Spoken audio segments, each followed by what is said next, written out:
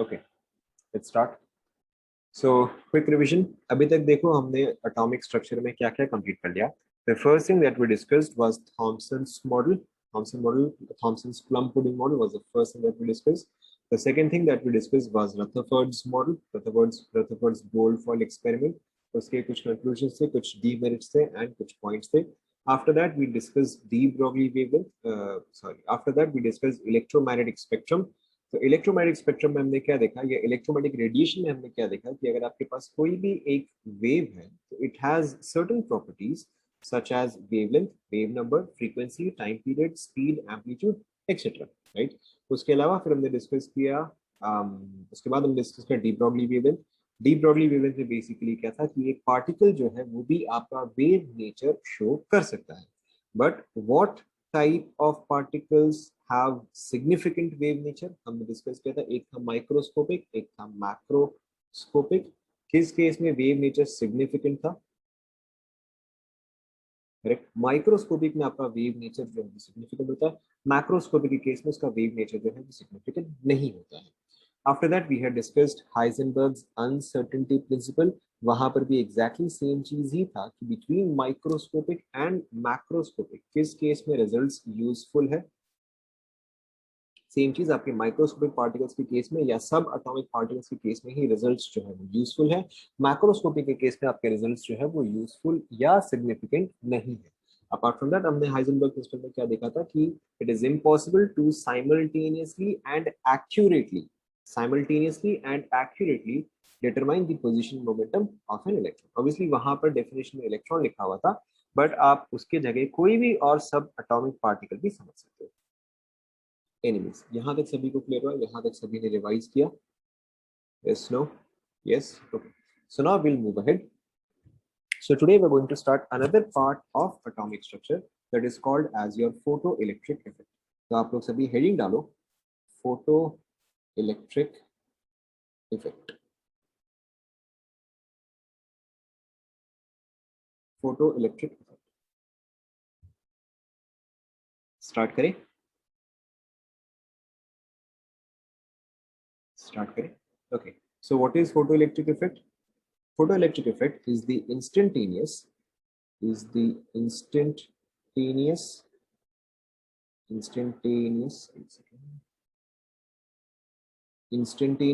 ejection of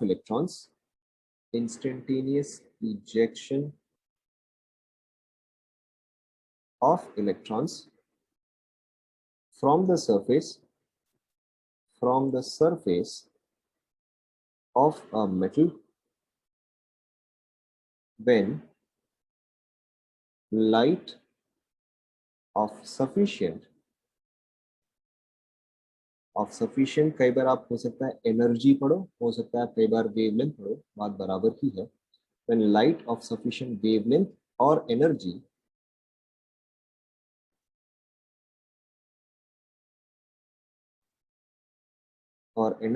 is incident on it. Photoelectric effect is the instantaneous ejection of electron from the surface of a metal when light of sufficient energy or wavelength is incident on it. फिर इसी में हम continue करें।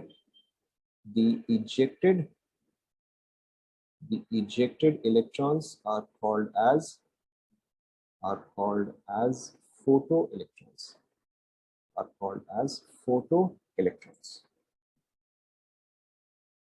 चलो मैं इसको एक बार पूरा लिख लेता हूँ।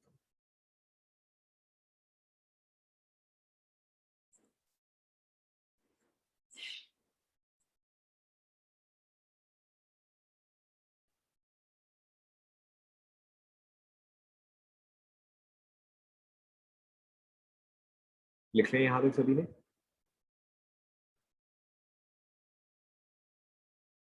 इसके आगे आप एक डायग्राम बनाओ।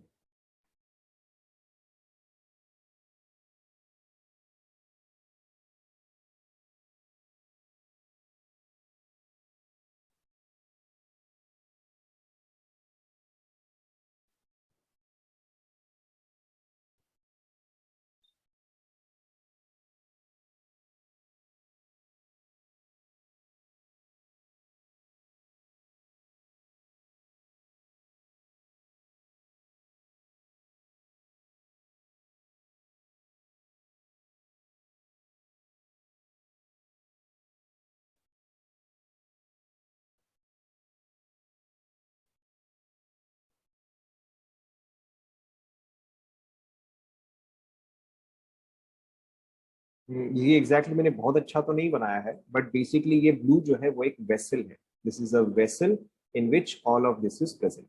ये ब्लू कलर का जो है ये एक वेसल है।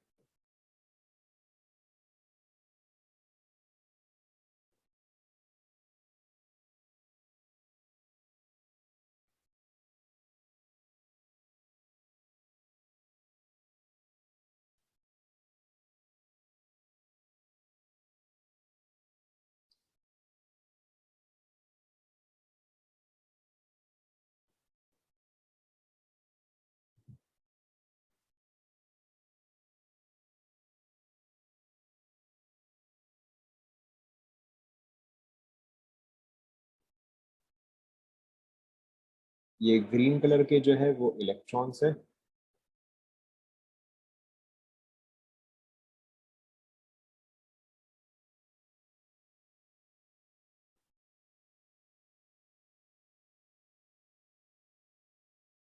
देखो मैं आपको एक बार बता दे रहा हूँ। देखो, सो ये जो है ये एक वेसल है। ब्लू कलर का जो है ये एक वेसल है जिसके अंदर की आपका फोटो इलेक्ट्रिक इफेक्ट जो है वो हो रहा है, राइट। ये ब्लैक रंग के लाइंस जो है दीज आर लाइट रेज।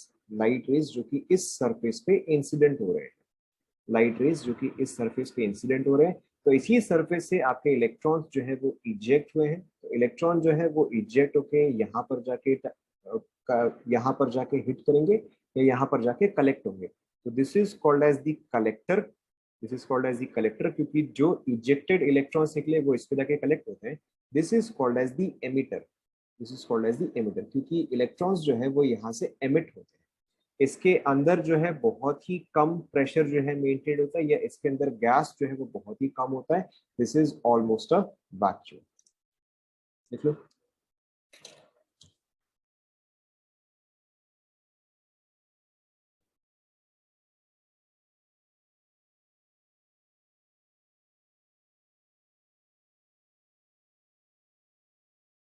देख लिया।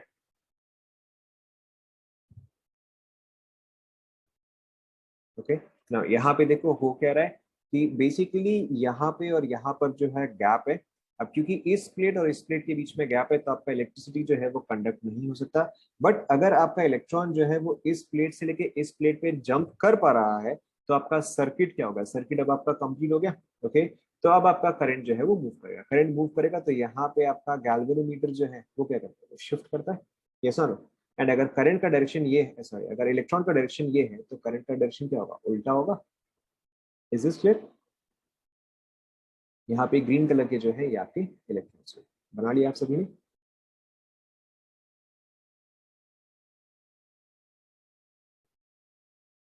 मैं ट्राई करूंगा कि मैं थोड़ी देर में एनसीईआरटी जो है वो इसमें ऐड कर दूं। अगर एनसीईआरटी डाल दूंगा तो आपको डायग्राम जो है वो समझने में काफी इजी रहेगा। एनीवेज, यहाँ तक आप सभी ने कंप्लीट कर लिया। कुछ नहीं, इलेक्ट्रॉन्स जो है वो इस प्लेट से निकले हैं। इलेक्ट्रॉन्स जो है वो इस प्लेट से निकले, बस इतना ही है। ओके, लेट मी सी अगर मैं एनसीईआरटी अभी कर दूं। Give me 1 minute. Let me see अगर एनसीईआरटी।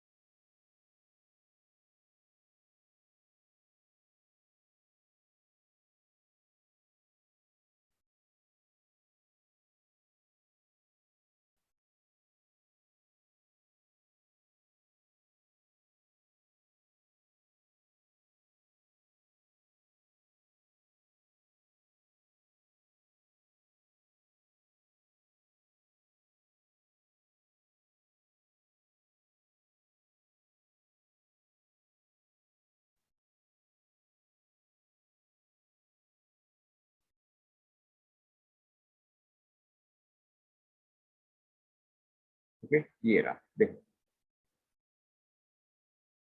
ठीक है, देखो जैसा मैंने बनाया कि एक प्लेट है जहां से कि इलेक्ट्रॉन्स जो है जो कि इजेक्ट हो रहा है। Then there is a collector plate, यहाँ पे जो है डिटेक्टर बोला था तो उससे कुछ खास फर्क नहीं पड़ता। देर is a collector plate, there is an emitter plate.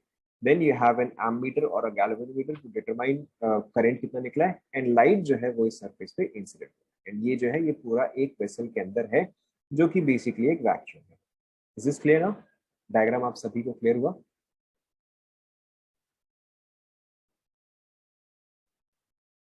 Diagram is clear to everyone. Obviously, if you want, you can refer to the NCERT and make the diagram clear. Okay, अगर आपको जरूरत है तो. Now, let's continue. Now, अब देखो, there are some points about photoelectric effect that we must first of all note down. तो यहाँ पे कुछ आप लिखो. Some important points about photoelectric effect. Important points about photoelectric effect.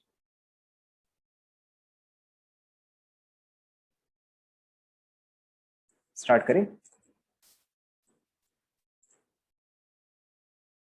Start करें. Okay. So the first point is there is no delay. There is no delay in ejection of electron. In ejection of electron, that is either the photoelectrons are ejected immediately or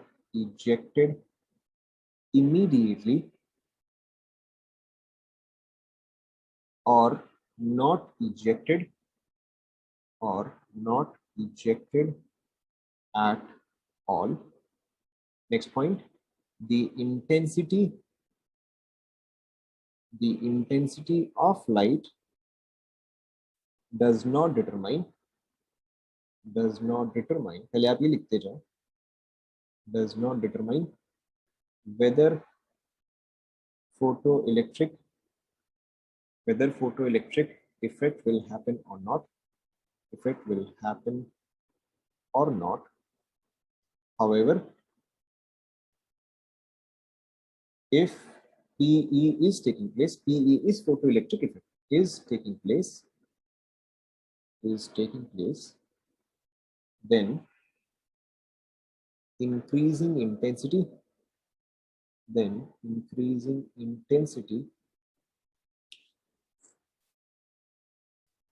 increases photoelectric current. लिखते जाओ पहले, फिर मैं आपको एक साथ समझाऊंगा.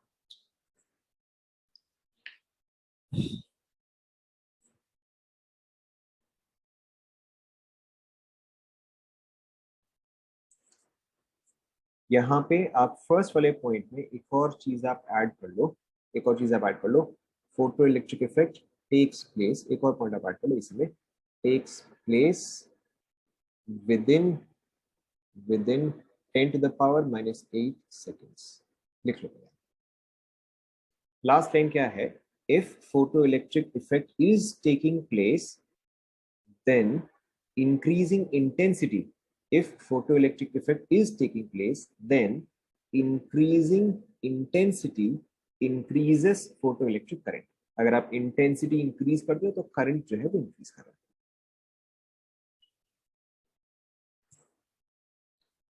Next point, one photon can eject only one electron.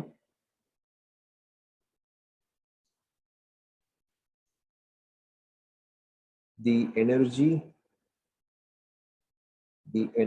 of the photon must be greater than a threshold value. The energy of the photon must be greater than a threshold value, and the excess energy is converted into kinetic energy of electron.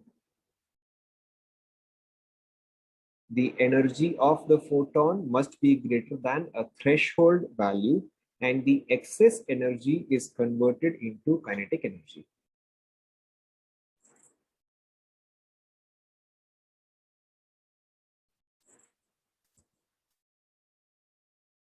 Next, to stop the photoelectric effect, to stop the photoelectric effect, stop the photoelectric effect, voltage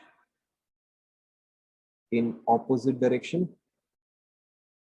voltage in opposite direction should be applied, should be applied, and is called as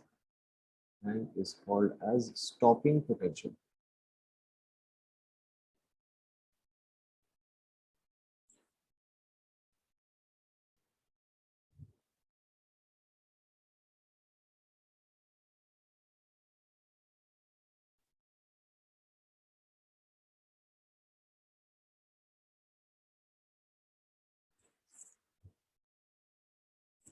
Next, photoelectric effect is a concrete proof, is a concrete के जो better आप ये लिखो, is a conclusive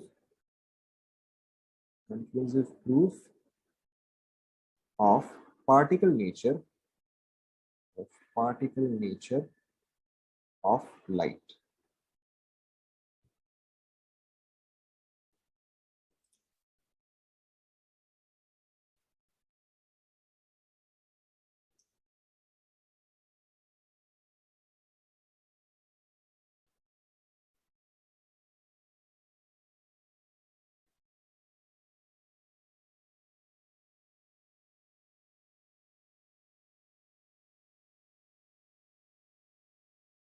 लिख लिया आप सभी ने? लिख लिया? Now, photoelectric effect का equation जो है, that is a very simple equation. The equation is energy is equal to phi plus kinetic energy. This is phi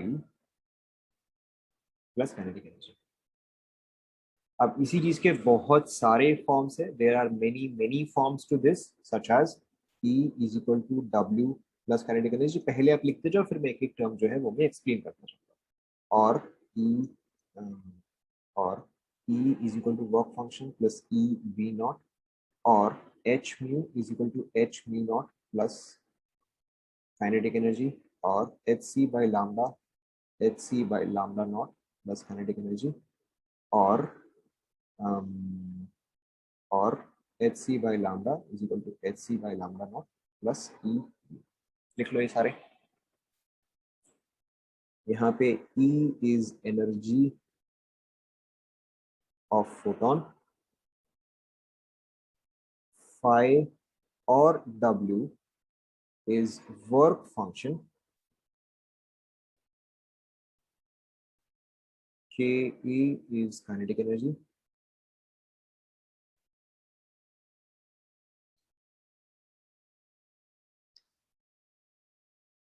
mu naught is threshold frequency, lambda naught is threshold wavelength,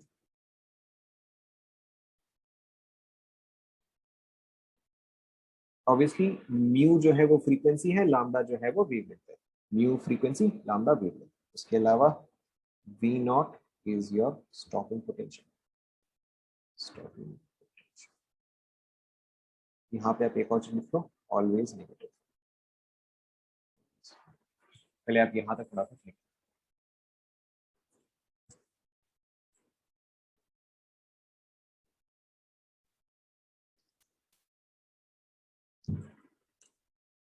कौन सा part बताओ? Last equation H C by lambda, H C by lambda is equal to H C by lambda naught plus E V naught. जैसे यहाँ पे ई V not लिखा हुआ है, वैसे ही ई वी नॉट. आप हो सकता है कई बार वी नॉट और वी एस देखो, बात बराबर ही है.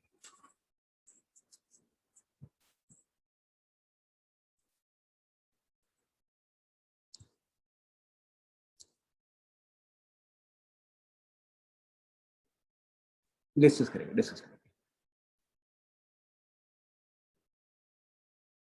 लिख लें यहां तक आप सभी ने. Second equation is H C by lambda hc by lambda is equal to hc by lambda naught plus kinetic energy। यहाँ पे म्यू है, म्यू की जगह बस लैम्डा आ गया।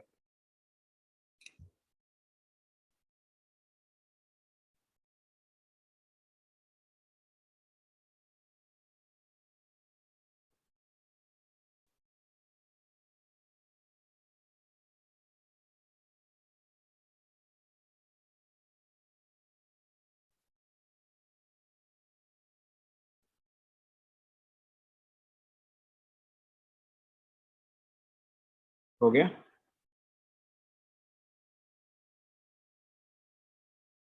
लिख लिया सभी ने? लिख लिया सभी ने? Okay, so will come back to all of this in a moment. सबसे पहले आप ये समझो, सबसे पहले आप ये समझो कि यहाँ पे हो क्या रहा है। Let's take a very simple example of that this is a wall. Okay, this is a wall. Let's say that the height of the wall is for example 8 feet. मैंने आपको फॉर एग्जांपल बोला कि height of the wall is 8 feet. Now if a person wants to jump over this wall, right, if a person wants to jump over this wall, तो उसको minimum कितना ऊंचा jump करना चाहिए? मिनिमम उसको कितना ऊंचा जंप करना चाहिए? if he wants to cross this in one go, तो उसको मिनिमम कितना ऊंचा जंप करना चाहिए? 6 feet कैसे हो जाएगा भाई? जब यहाँ पे 8 फुट लिखा हुआ है तो 6 फुट कैसे हो जाएगा? Right, it has to be a minimum of 8 feet। Yes और नो? अगर उसको कम से कम भी जंप करना है तो भी it has to be 8 feet, right? Now if supposedly if he jumps 5 feet high, can he cross over the wall? अगर वो 5 फुट जंप करता है तो क्या वो क्रॉस कर पाएगा? नहीं कर पाएगा। अगर वो 5 फुट जंप करता है, नीचे आ जाता है, वापस से 5 फुट जंप करता है, तो क्या अब ये क्रॉस कर पाएगा? बताओ, दो दो अगर वो 2 बार 5-5 फुट जंप करता है तो क्या वो क्रॉस कर पाएगा? अगेन वो नहीं क्रॉस कर पाएगा भाई, because he has to do it at least 8 in a single go, right? वो ऐसा नहीं कर सकता कि एक बार 5 जंप किया फिर वापस से 5 जंप किया तो अब ये जो है मिला के 10 हो गया तो वो क्रॉस कर देगा। That is not how it happens. It has to be done in one single go. क्या ये आप सभी को समझ में आ रहा है? तो थ्रेशोल्ड का मतलब क्या हुआ? Threshold is your minimum value. या पीछे में जो हमने एक वर्क फंक्शन डिफाइन किया है, वर्क फंक्शन का मतलब होता है द मिनिमम वैल्यू। जो हमने एक फाई डिफाइन किया या जो हमने एक डब्ल्यू डिफाइन किया, these are your work function. Work function का मतलब होता है minimum value. So in this case what is the minimum value that he must jump? Correct, that should be 8। Now अब ये पर्सन खुद कितना जंप करता है? ओके, ये पर्सन अब खुद कितना जंप करता है, that is the energy part. कि इस पर्सन में खुद में कितनी एनर्जी है ना। लेट्स से कि अगर इस पर्सन में एनर्जी जो है that is let's say 4 feet, क्या ये क्रॉस कर पाएगा? ऑफ कोर्स ये जो है क्रॉस नहीं कर पाएगा। So in that case photo electric effect does not take place और the person can not cross over. Now let's say that the person can jump 7.5 feet, क्या ये क्रॉस कर पाएगा? ऑफ कोर्स नहीं कर पाएगा। ठीक है, अगेन नहीं कर पाएगा। नाउ लेट्स से if the person can jump 9 feet, क्या ये क्रॉस कर पाएगा? ऑफ कोर्स अब ये जो है ये क्रॉस कर पाएगा, right? So now the energy of the person is greater than the threshold value. क्या ये आप सभी को समझ में आया कि थ्रेशोल्ड जो है वो 8 है? अब अगर ये पर्सन जो है वो 8 फीट से ज्यादा जंप कर पाता है, चाहे वो 8 फीट से थोड़ा सा ही ज्यादा क्यों ना जंप कर पाता हो, but if he can jump more than 8 feet then he will be able to cross over the wall. Is this clear now? Now let's say कि अब ये पर्सन जो है, लेट्स से फॉर एग्जांपल कि इसकी जंप करने की capacity is 10 feet for example. Okay, let's say that the height of the wall is 8 feet, the person can jump 10 feet. Now what is the excess height over the wall? बताओ, तो ये wall के ऊपर कितना गया? Correct, wall के ऊपर जो है वो 2 feet गया। तो जो काइनेटिक एनर्जी है, ओके, जो हमने डिफाइन किया, देखो E is equal to work function plus kinetic energy, right? So इस पर्सन का एनर्जी कितना है? वो 10 है। वर्क फंक्शन कितना है? 8 है। तो जो बाकी का एक्सेस है वो किस में जाएगा? वो बाकी का एक्सेस जो है वो काइनेटिक एनर्जी में चल जाएगा। तो वो काइनेटिक एनर्जी का इन दिस एग्जांपल वैल्यू कितना हुआ? वैल्यू हुआ 2। क्या ये आप सभी को समझ में आया? क्या ये आप सभी को समझ में आया? Now the next part is our stopping potential. अब अगर मैं चाहता हूं कि नहीं, इस पर्सन को जो है मुझे वॉल क्रॉस करने नहीं देना है, okay, I want to stop the person from crossing over the wall, keeping these conditions same, keeping these conditions same, कि भाई उस आदमी का एनर्जी जो है वो 10 है, मेरा वॉल का हाइट जो है वो 8 है, but I still want to stop the person from crossing. So how much higher should I increase the wall? मुझे ये वॉल को और कितना ऊंचा करना चाहिए? By how much? Correct, I should increase by minimum हम हमेशा मिनिमम की ही बात करते हैं, राइट। तो मिनिमम यहाँ पे मुझे कितना चाहिए, मुझे मिनिमम 2 फीट चाहिए, क्योंकि जैसे ही 2 फीट हो जाएगा now the person will not be able to cross over the wall, right. मतलब ऑब्वियसली स्लाइटली 2 फीट से ग्रेटर, बट अगर मैं एग्जैक्ट एक वैल्यू बोलूं तो वो क्या होगा, वो 2 फीट होगा। ये सुनो, so that is our stopping potential. तो स्टॉपिंग पोटेंशियल क्या होता है कि भाई अगर मुझे उस पर्सन को रोकना है तो मुझे कितना एनर्जी जो है वो कितना पोटेंशियल जो है वो ऑपोजिट डायरेक्शन में रखना पड़ेगा, because I am trying to stop the person from crossing over, so I have to stop it. तो जब भी आप रिटार्डेशन करते हो तो क्या होता है, नेगेटिव साइन आता है। जब भी हम एक्सेलरेशन करते हैं तो पॉजिटिव आता है, रिटार्डेशन करते हैं तो क्या आता है, नेगेटिव आता है। So in this case since I am trying to stop it और take it in the opposite direction, so यहाँ पे मेरा साइन जो है वो नेगेटिव आ जाएगा। एंड अब जैसे कि आपने देखा कि जो मेरा स्टॉपिंग का जो वैल्यू आया और मेरा काइनेटिक एनर्जी का वैल्यू आया वो क्या है, वो दोनों सेम आ गया। Yes no, because we are trying to stop the excess part from happening. Yes no, यहां तक सभी को समझ में आया ना? Okay, so now let's take a very simple example. Now let's take a very simple example. देखो अब आपको समझ में आएगा, आपको ये लिखने की जरूरत नहीं है, ये सिर्फ आपको समझाने के लिए था। Now let's say that a metal surface, ये एग्जांपल है, ये वाला मैं आपको करके बताऊंगा। अ metal surface has W, W का मतलब वो वर्क फंक्शन। वर्क फंक्शन मैंने आपको यहाँ पे क्या बताया, मिनिमम वैल्यू या height of the wall. Okay, has work function is equal to let's say 5 electron volt. Okay, has work function let's say 5 electron volt. A light of wavelength is equal to let's say 10, let's say 10 नहीं 100 ले लेते हैं, of let's say 100 nanometer is incident on it, is incident on it. Calculate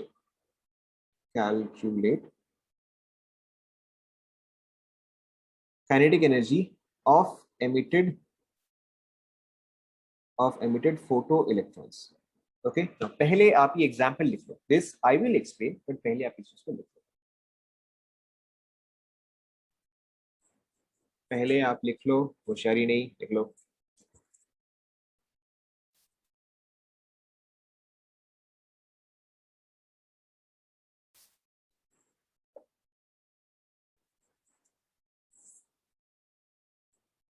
We'll come on that points one by one. अभी आप पहले इसको लिख लो। Let's first do a couple of examples, फिर हम उस पॉइंट पे आ जाएंगे। अभी आप लिख लो।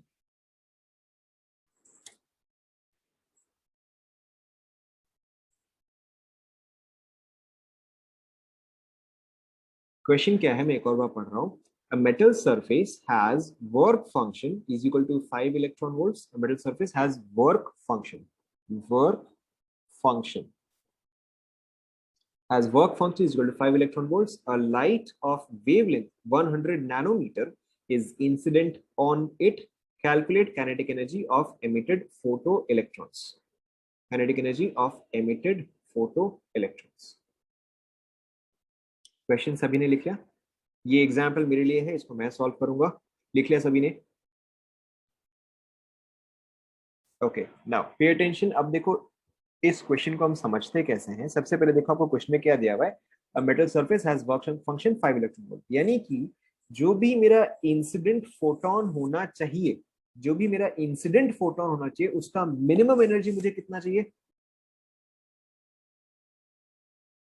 जो भी इंसिडेंट फोटोन होना चाहिए उसका minimum energy should be correct, उसका minimum energy needs to be 5, 5 या 5 से ग्रेटर होना ही चाहिए, उससे कम में काम नहीं चलेगा। ओके, नाउ अब मेरे पास एक्चुअल में जो लाइट है वो तो ये वाला है। Let's find out what is the energy of this light. So अगर मैं इसका एनर्जी निकालूं तो क्या आता है, h C by lambda, that is 1242 electron volt nanometre, सभी को याद है। डिवाइड बाय वेवलेंथ कितना है, 100 नैनोमीटर है, तो इसका एनर्जी कितना आ गया बताओ, 12.42। देखो चेक करो, क्या पहले यहां तक सभी को समझ में आया?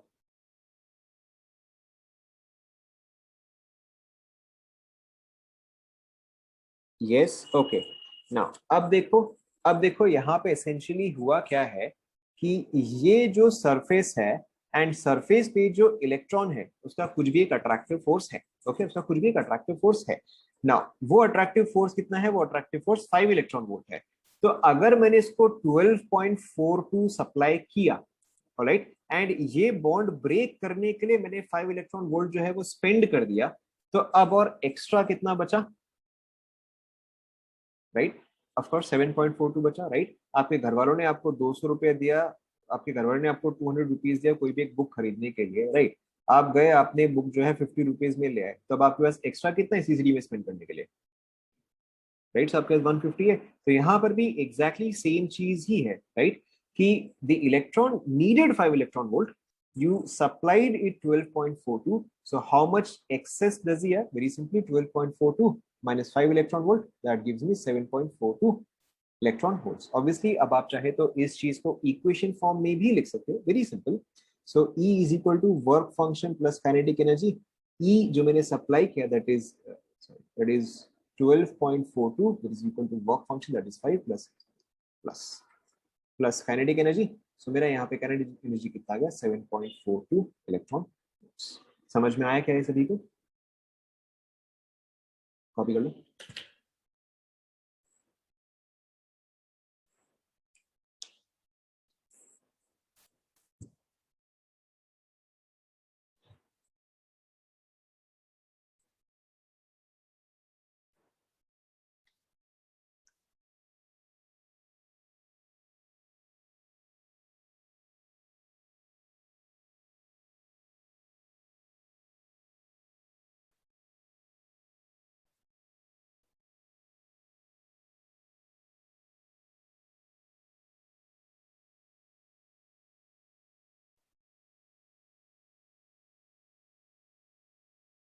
कॉपी कर ले सभी ने?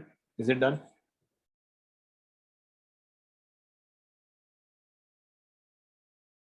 सभी ने कंप्लीट कर लिया?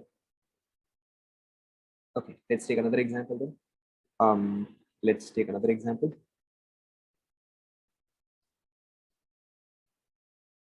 ये वाला कंप्लीट हो गया ना?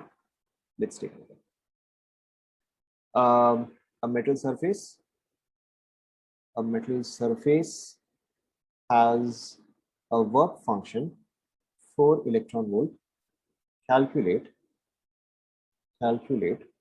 point number 1 mu naught, point number 2 lambda naught, point number 3 v naught if lambda is used is equal to, let's say 200 nanometre. पहले आप ये पूरा लिख लो।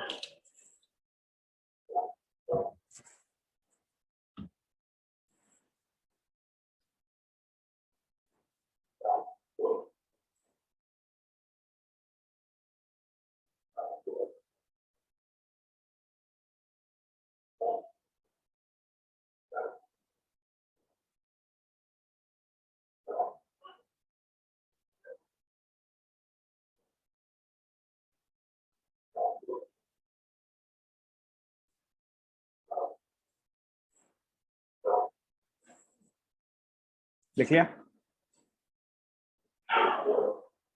लिख लिया ना? ओके, तो सबसे पहले यहाँ पे क्वेश्चन का मतलब समझो।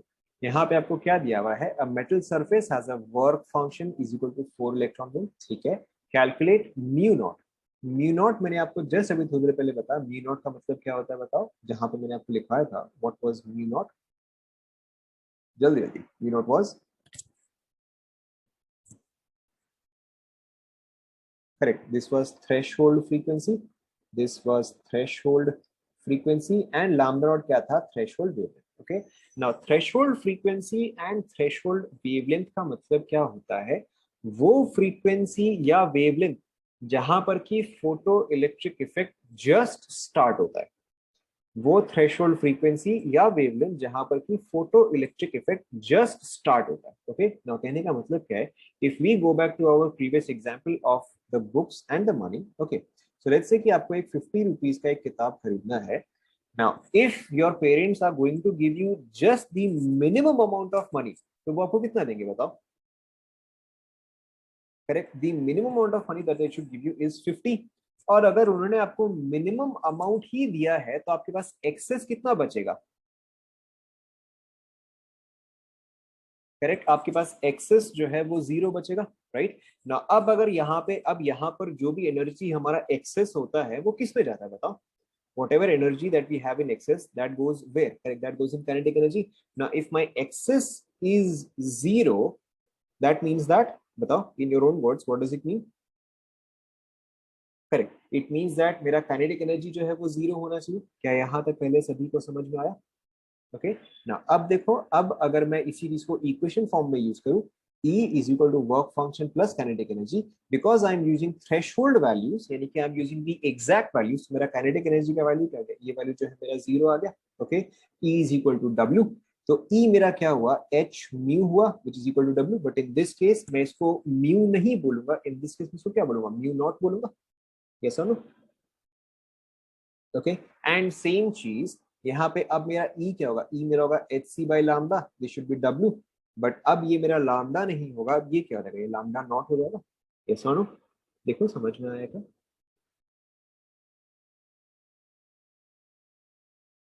ओके, अब आप म्यू नॉट और लामडा नॉट का वैल्यू निकालो। लामडा नॉट तो इजीली आ जाएगा, लामडा नॉट तो इजीली आ जाएगा, तो पहले आप लामडा नॉट का वैल्यू निकालो, फिर आप म्यू नॉट का वैल्यू निकालो, एंड लास्ट में आप थर्ड वाला क्वेश्चन जो है वो आप कंप्लीट करो। यहाँ पे वी नॉट है, this is stopping potential, this is not, अच्छा इस पे काम वी एस कर देता हूँ, this is stopping potential. Okay, पहले आप पहले दो बिट कंप्लीट करो, थर्ड वाला आप ट्राई करो, वरना मैं बताऊँ।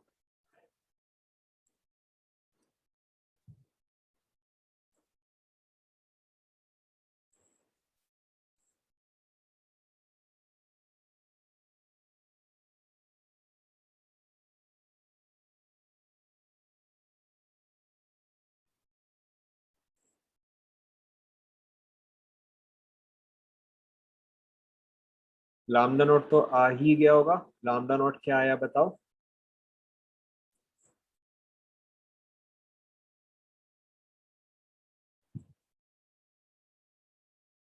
31.5, वापस चेक करो, 314 आना चाहिए।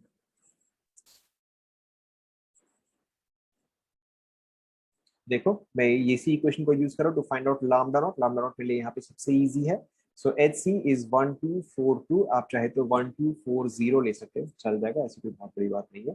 Divide by lambda naught is equal to work function which is given to me as 4, मेरा लामडा नॉट क्या आ जाएगा, 1242/4, दिस इज 310.5 यूनिट, क्या आ जाएगा, नैनोमीटर आ जाएगा। देखो चेक करो ये आया क्या,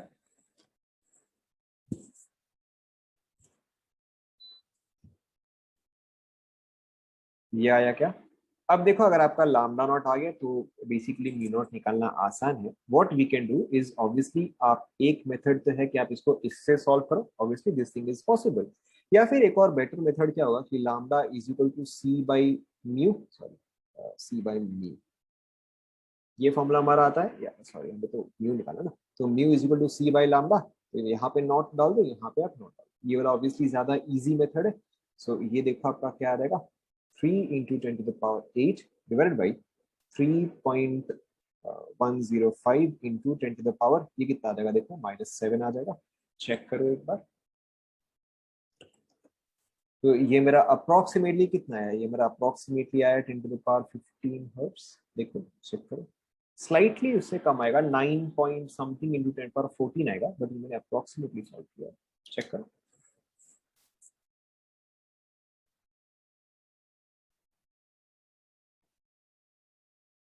राइट, अब देखो इसके आगे तो और कुछ खास बचा नहीं। ना अब देखो, अगर मैं wavelength is equal to 200 nanometre use कर रहा हूँ, ध्यान दो आप सभी, फर्स्ट दो बिट्स सभी के क्लियर हो गए ना, फर्स्ट दो बिट्स सभी के क्लियर हो गए, यस ओके। थर्ड बिट देखो, B S F lambda uses 200 nanometre, चलो मैं इसको सॉल्व कर देता हूँ। Now E is equal to work function plus मेरा क्या है, ई वी एस, जस्ट हमने थोड़ी देर पहले ये लिखा था ना, ध्यान दो। So energy is H C by lambda, that is 1242 divide by 200, which is equal to work function is 4 plus EVS। देखो यहां तक समझ में आया क्या? तो ये देखो ये मेरा कितना आएगा, 6.21 आएगा, चेक करो, which is equal to 4 plus 4 plus EVS, देखो ये आएगा। तो यहां से अब आप बताओ मेरा VS का वैल्यू क्या आना चाहिए? करेक्ट, मेरा VS का वैल्यू जो है वो वैसे तो 2.21 आना चाहिए, 2.21 वोल्ट्स, 2.21 वोल्ट्स आना चाहिए, लेकिन मैंने आपको जस्ट थोड़ी देर पहले क्या लिखवाया था कि स्टॉपिंग पोटेंशियल जो है वो ऑपोजिट डायरेक्शन में होता है, तो उसका साइन जो है वो क्या होता है, साइन इज ऑलवेज नेगेटिव। तो यहाँ पे जब आप फाइनली आंसर लिखो, बस आप एक माइनस साइन जो है वो आप ऐड करो। Is this clear to everyone? जब आप एकदम फाइनल आंसर लिखो ना, तो आप बस वहां पे एक माइनस साइन जो है वो ऐड करो। Is this clear? मैं यहाँ पे मेंशन कर रहा हूँ, add minus sign at end. अब तो सभी को क्लियर हो गया? क्लियर हो गया? तो मैं आपको एक क्वेश्चन दूं, आप उसको खुद से पूरा सॉल्व करो। ये वाला आप सभी ने कॉपी कर लिया? सभी ने कॉपी कर लिया? Okay, let me give you a question. ये वाला आप क्वेश्चन पूरा खुद से सॉल्व करो। वर्क फंक्शन, चलो वर्क फंक्शन नहीं, चलो वहीं से स्टार्ट करते हैं। Work function is equal to let's say 8 electron volts. Calculate threshold wavelength, threshold frequency, kinetic energy if lambda is equal to kinetic energy if lambda is equal to let's say 124 sorry 12.4 nanometer is used. Point 4 stopping potential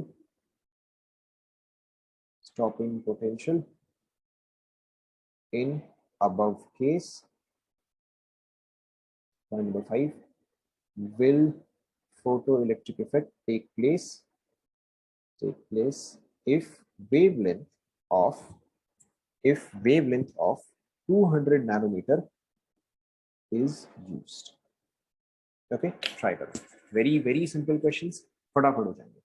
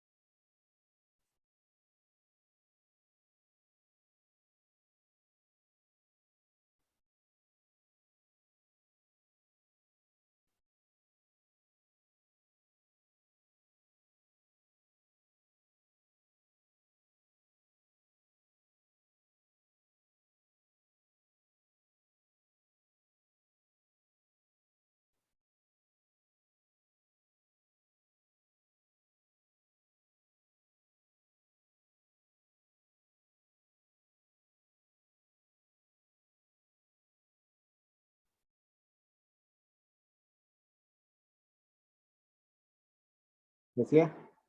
हो गया क्या ये वाला?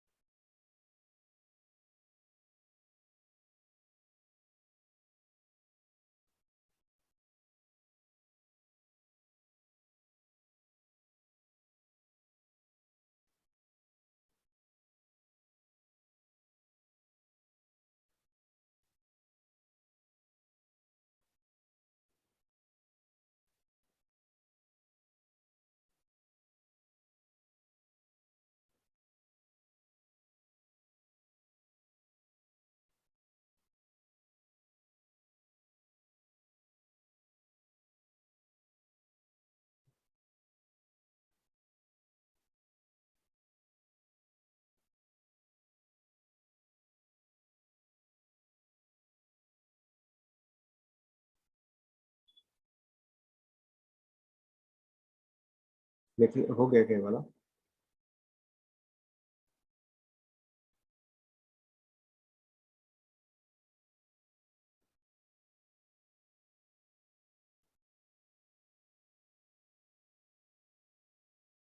हो गया, check करें।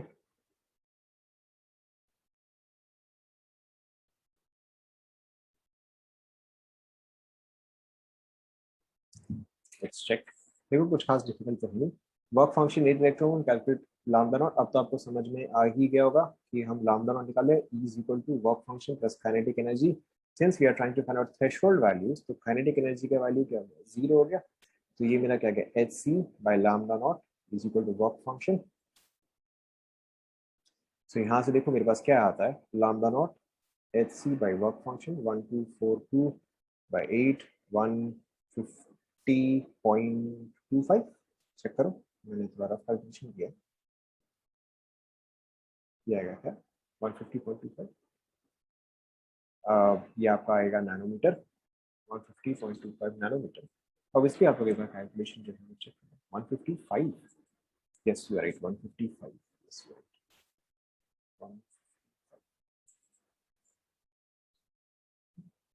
नहीं 155, सो 155.25 nanometre. सो ये मेरा लैम्डा नॉट आ गया। अब म्यू नॉट जो है वो आ जाएगा very simply C by lambda naught. So this is 3 into 10 to the power 8 by 1.5525 into 10 to the power minus 7 approximately, obviously इससे थोड़ा सा कम आएगा, 2 into 10 to the power 15 hertz। Okay check कर लो। इसके अलावा काइनेटिक एनर्जी इफ 12.4, अगर ये क्लियर नहीं है तो दिस इज 12.4, राइट। ऑब्वियसली अगर 12.4 दिया हुआ है तो आपको यहाँ पे क्या समझना है कि मुझे एच सी का वैल्यू क्या लेना चाहिए, बता। करेक्ट, क्योंकि यहाँ पे 12.4 दिया हुआ है, मुझे एच सी का वैल्यू जो है वो 1240 लेना चाहिए। दिस इज अंडरस्टूड, ये आपको कुछ समझना पड़ेगा। सो अब देखो, अब मेरा एनर्जी कितना आया, E is equal to work function plus kinetic energy, क्योंकि मुझे तो यहाँ पे वही निकाला, के ई ही निकाला। सो 1242 by 12.440 is equal to 8 plus kinetic energy। कुछ ज्यादा नहीं आ गया ये? कुछ ज्यादा आ गया ये तो ये आपका 100 आ जाएगा। कुछ ज्यादा आ गया, मैं इतना एक्सपेक्ट नहीं था। काइनेटिक एनर्जी आपका आ जाएगा यहाँ पे 92 इलेक्ट्रॉन वोल्ट्स। काइनेटिक एनर्जी जो है वो 92 इलेक्ट्रॉन वोल्ट्स आया। नेक्स्ट पार्ट अब आप इजीली कर सकते हो। Stopping potential the above case, ये कौन सा पार्ट है? ये थर्ड पार्ट था, this was the third part. Fourth part stopping potential, देखो बहुत ही इजी है। वी एस बताओ कितना रहेगा? यहाँ पे 92 है ना, सेम 92 वोल्ट ही आएगा, बस with negative sign. Is this clear to everyone? And last में, last bit, will photoelectric take place if lambda of 200 nanometre is used. अब देखो अगर मैं lambda is equal to 200 nanometre use करता हूँ तो बताओ what is the energy? H C by lambda, that is 124। आप चाहे तो 0 ले लो, 2 ले लो, डजंट मैटर, बाई 200। तो ये कितना आएगा? 6.21 इलेक्ट्रॉन वोल्ट्स है ना। जितना एनर्जी मैं सप्लाई कर रहा हूँ that is less than the threshold value. अब क्योंकि it is less than the threshold value, आपको कभी भी कंफ्यूजन हो आप सिंपली वो वाला याद रख लो कि यहाँ पे वॉल है एंड पर्सन जो है वो जंप कर रहा है, राइट। 8 फीट का वॉल है, पर्सन जो है वो 6 फीट जंप कर रहा है, क्या ये क्रॉस कर पाएगा? बताओ, ऑब्वियसली नहीं कर पाएगा। So in this case photo electric effect will not take place. Is this clear to everyone? Is this clear to? ठीक है। So I wanted to discuss one more part but then ज्यादा time लग जाएगा। So I think we will stop here. I think we will stop here. Will continue right from here in the next class. ठीक है, मैं next class में जो है आपको सारे पॉइंट्स जो है वो in the next class I will discuss the points as well as in the next class will be discussing more examples. Is that clear?